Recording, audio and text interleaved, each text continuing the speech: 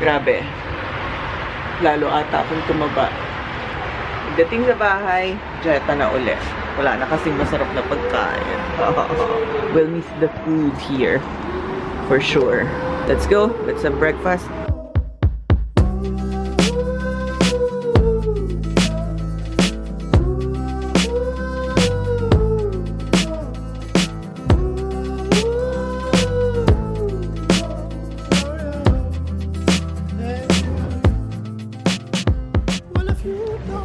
We're here at Food for Thought. Walked going here. So they have vegan options, healthy options, plus the not so healthy ones. They serve breakfast and lunch. Lunch and dinner. Medyo pricey by Thai standard. They also have coffee, but they don't have espresso machine. So all this is prepared by manual brewing. So let's try it. Let's try their single origin. So here's the place.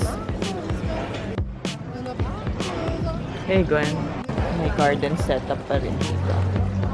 So it's not here. Hi. I don't know what drink do you have for kids? I recommend a smoothie. A smoothie? Yes. Okay, with ice. Yes. And shine. For her. Thank you. Is it good? Good. What do you notice here sa Chiang Mai? Maraming plants. Yeah. I love plants.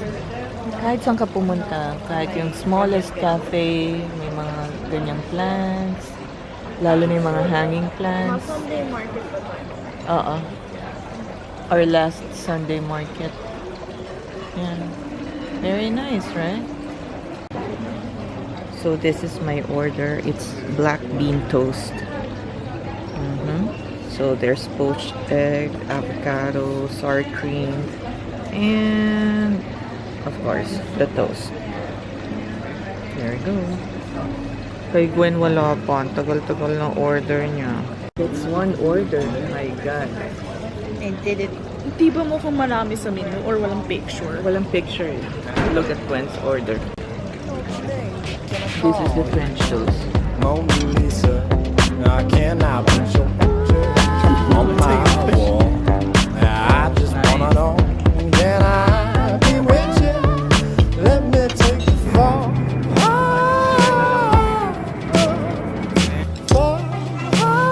My airplane. Since the French toast serving is too big for Gwen, take away na lang. Oh, there's a butterfly. So, in restaurants, you will normally find this insect repellent kasi medyo maraming bugs. Not really bugs. Mosquito. Ang lalaki ng chili dito. Can you see that? Yeah.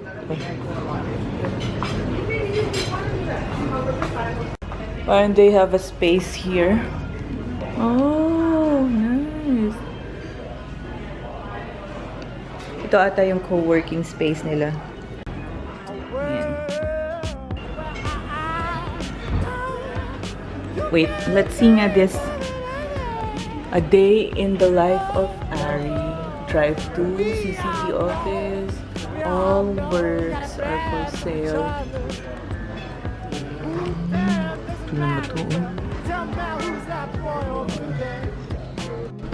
Now we go to the toilet.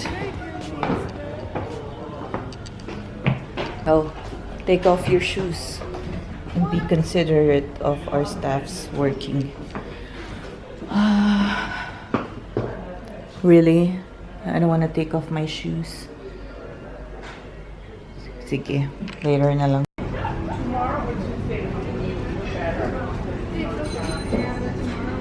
So we're done with, what's that? Breakfast, brunch. It's actually almost noon now. Ayan. This is the place. There. And si kuya naguhugas. Ay nako, I wanted to buy the painting, the photo there. Kaso, ano ko dadalhin? Dami na namin dala. So, may mga few restaurants din pala dito. Full of shit. Ay, Gwen! Oh, malaglag yung camera. Wanna know how much regular dental service here? Filling is 600 baht. Extraction is also 600. Tapos the rest, yan. And a regular salon service, 150 for blow dry. Cutting is 3 to 4. We back. Are we back? Mother Nature, or will you let me fertilize your field?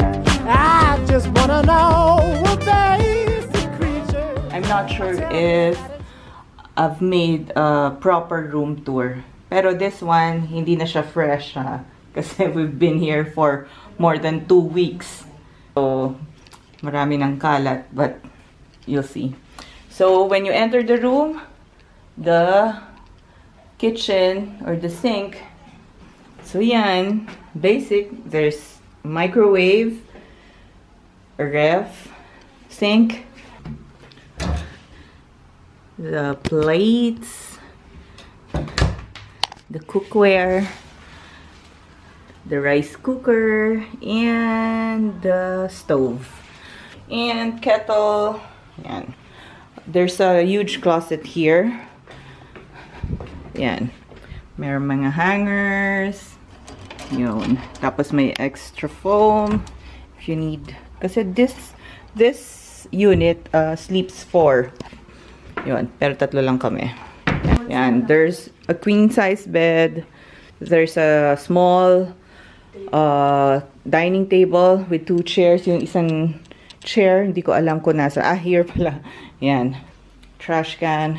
Then there's TV, there's Netflix, there's a small fan. Yan. Aircon is above it. Clock na huminto na lang. There's this sofa bed na nakasetup ng ganyan. Pero, of course, can make it into a couch. Other side table there. Ayan ang mga things. Diyos ko, kalat na. So, when you look from here, ganyan siya.